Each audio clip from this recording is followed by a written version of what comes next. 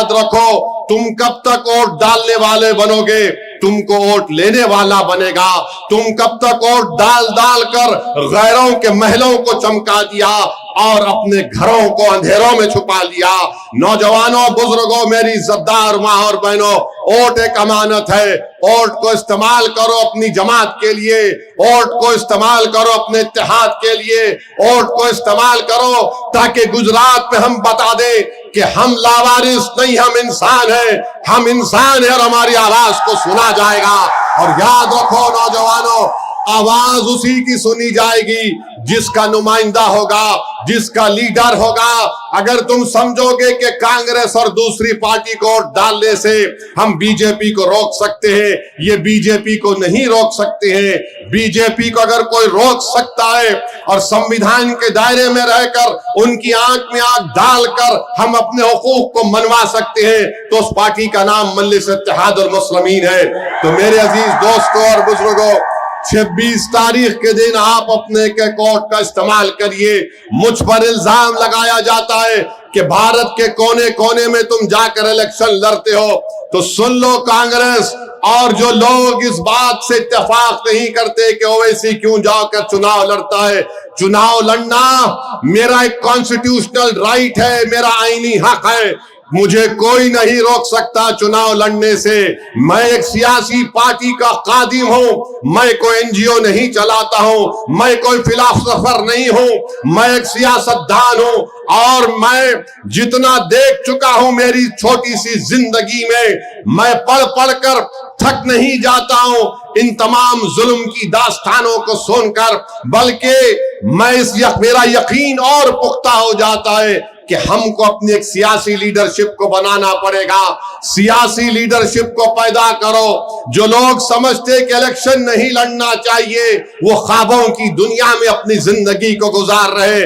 तुम अगर वोट इस्तेमाल करोगे, अपने लिए इस्तेमाल करो, अपने रोशन मुस्तकबिल के लिए इस्तेमाल करो, अपनी एक सियासी लीडरशिप को मजबूत बनाने के लिए इस्तेमाल करो, तो याद रखो, हो सकता है कि मैं जिंदा ना रहूं, मगर आने वाली नस्लें पुकार पुकार कर कहेंगी कि फुला तारीख को एक दीवाना आया था और ये दीवाना आकर हमसे चीख मार कर कह रहा था कि उठो, ये वक्त बैठने का नहीं है, ये वक्त खड़े रहने का है, ये वक्त सजदों में जाने का नहीं है, ये वक्त क़याम का है सूरत के मुसलमानों, ये वक्त खड़े होकर अपने हक को मनवाने का है।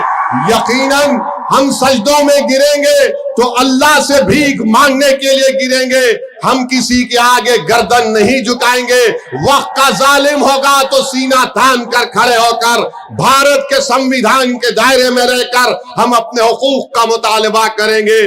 और जो लोग मुझ पर इल्जाम लगाते हैं कि ओवैसी इलेक्शन लड़ता है तो बीजेपी को फायदा हो जाता है, अरे बंगाल में जाकर देखो, 294 सीट पर कांग्रेस लड़ रही है, 294 सीट पर कांग्रेस लड़ रही है, टीएमसी लड़ रही है, 250 सीट पर लेफ्ट फ्रंट लड़ रहे और ओवैसी की पार्टी 11 सीट पर लड़ रही है। तो सबके पेट में दर्द शुरू हो जाता है।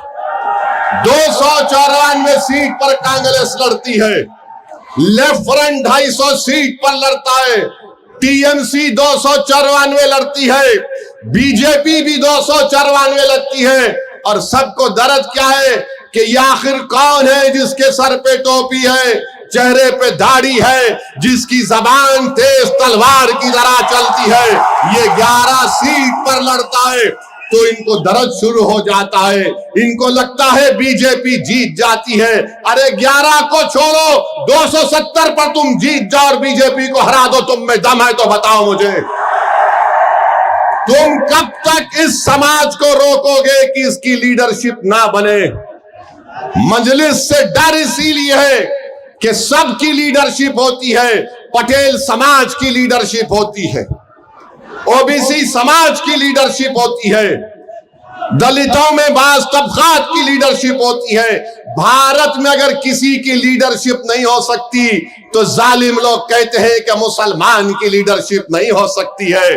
बार बार क्या बोलते हैं, अरे एक पार्टीशन हो गया, अरे तुम झूठ बोल रहे हो, पार्टीशन का जिम्मेदार मुसलमान नहीं था, क्योंकि 90% मुसलमान तो डाल ही नहीं सकते थे उस जमाने में जब वो जालिम जिना इस मुल्क के 2 टुकड़े किए।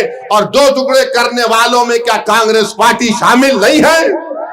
बिल्कुल है। ये मैं नहीं कह रहा हूं, मौलाना अबुल कलाम आजाद अपनी किताब इंडिया विंस फ्रीडम में कह रहे कि मैं गांधी के पास गया, मैं नेहरू के पास गया कि भारत के टुकड़े मत होने दो। और मौलाना आजाद ने क्या लिखा वो आप उस किताब को उठाकर पढ़ लीजिए। मैं भारत की जमहूरियत को मजबूत होने के लिए कह रहा हूं, संविधान में यकीन को और मजबूत करने के लिए कह रहा हूं कि नौजवानों, ये लड़ाई तुम्हारे मुस्तकबिल की है, ये लड़ाई आपके मुस्तकबिल को अच्छा करने की है। नेता बनो, तुम कब तक किसी के सामने हाथ बांध कर खड़े होगे? अरे जब तुम लीडर बनोगे तो तुम अपने मुकद्दर के फैसले करोगे। ये लोग बार बार बोलते हैं, अच्छा तुम सूरत से अगर तुम्हारे 10 जीत गए तो क्या होगा? अरे एक जीत कर पार्लियामेंट में जाता है तो सब खड़े होकर कान लगाकर सुनते हैं कि अब बोलने वाला सच्चाई को बयान करेगा। अगर तुम्हारे और हमारे वोट से 10 जीत जाते हैं तो यकीनन इंशाअल्लाह ताला उन वार्ड में काम होगा, उसमें डेवलपमेंट होगा, उसमें जो बारिश का पानी आने की वजह से चलना मुश्किल हो जाता है। मैं आपसे अपील कर रहा हूं मेरे भाई, आप अपने वोट का सही इस्तेमाल करो। आप इस सरजमीन पर बसने वालों ने बहुत जुल्म देखे हैं, बहुत तकालीफ आप उठाए हैं। मैं आपकी हिम्मत को सलाम करता हूं, मैं आपकी हिम्मत को सलाम करता हूं कि 69 का फसाद, उसके जुल्म की कहानियां मैंने बुजुर्गों से सुनी थी। अहमदाबाद के 69 का फसाद हम जानते हैं। फिर 2002 में क्या हुआ आप बताइए? SIR के नाम पर, SIR के नाम पर नाम काट दिए जा रहे हैं ताकि हम वोट डाल ना सके।